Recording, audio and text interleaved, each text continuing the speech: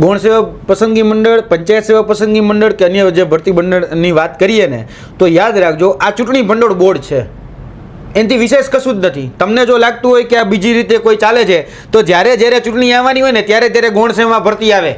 અત્યારે તમે જોજો કે ચૂંટણી નજીક આવશે ને એટલે તરત જ પડઘમ વાગશે કે હાલો ભાઈ મોટી ભરતીઓ આવી રહી છે. પણ મોટી ભરતીઓ આવે છે કોના માટે? કે સામાન્ય વર્ગનો નોકરી, ટૂંકમાં સામાન્ય વર્ગનો વ્યક્તિ કે ગરીબ છે કાં તો કહી શકાય કે મધ્યમ વર્ગમાંથી એ મહેનત કરી નોકરી લાગવા માટે, એના માટે નહીં, પોતાના મળતિયાને સેટ કરવા માટે, પોતાનો વ્યક્તિ રેવન્યુમાં સેટ થાય જેથી કરીને રેવન્યુ રેકોર્ડ્સ કંઈક બદલી શકાય, ખોટી રીતે એને લઈ શકાય, એટલા માટે આ બધી ભરતીઓ આવે છે. તમને એવું લાગતું હોય કે આ ભરતી એના માટે, તો ના, એના માટે નથી.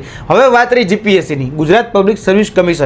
અત્યાર સુધી જોવા જઈએ તો આ બધી વસ્તુઓ બહાર નહોતી આવતી. બહાર એટલા માટે નહોતી આવતી કારણ કે જે પણ ખોટી ગડબડી કે ગોબાચારી કે ગેરરીતિ થતી ને એ નાના પાયે થતી હતી. ધારો કે 40ની ભરતી હોય તો એમાં 2-3 લોકોને જ ક્યાંક ખોટી રીતે થતા હતા. એટલે બાકીનું કેવું હતું કે ભાઈ એવું આભા ક્રિએટ કરવામાં આવતી, અથવા તો એવો શો ઓફ કરવામાં આવતો કે જોયું એક ગરીબનો દીકરો છે, રિક્ષા ચાલકનો દીકરો છે, જીપીએસસી પાસ કર્યું. આવા તરત જ માર્કેટિંગ છે, આવા જ મેન્યુપ્યુલેટર, આ બધી જે બાબતો છે એને તરત જ ગોઠવવામાં આવતી મીડિયામાં, પ્રિન્ટ મીડિયામાં, સોશિયલ મીડિયામાં, એ રીતે દેખાડવામાં આવતું કે જીપીએસસી પાસ કરી શકે છે આ પણ વ્યક્તિ એમ. એટલે સામાન્ય મજૂર હોય કે સામાન્ય ગરીબ વર્ગનો હોય કે રિક્ષા ચાલકનો દીકરો હોય કે રેકડી ચાલકનો દીકરો હોય, એ રીતે પછી મૂકી દેવામાં આવે.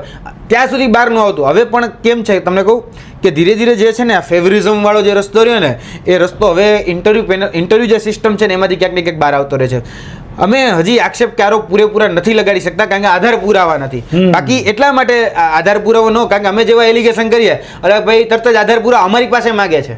કારણ કે અત્યાર સુધીમાં જેટલા પણ ભરતીમાં કૌભાંડના, ગેરરીતિના, ભ્રષ્ટાચારના જેટલા પણ આરોપ લગાડ્યા ને એમાં આધાર પુરાવા અમારી પાસે માગવામાં આવ્યા છે. અને આધાર પુરાવા નથી એટલે અમે તરત જ ક્રિસ્ટલ ક્લિયર જે આરોપ લગાડવા છે ને આરોપ નથી લગાડી શકતા. બાકી તમે જોઈ શકો છો અત્યારે જેટલા પણ જીપીએસસીના રિઝલ્ટ આવ્યા એ જીપીએસસીના રિઝલ્ટમાં ઘણી બધી વિસંગત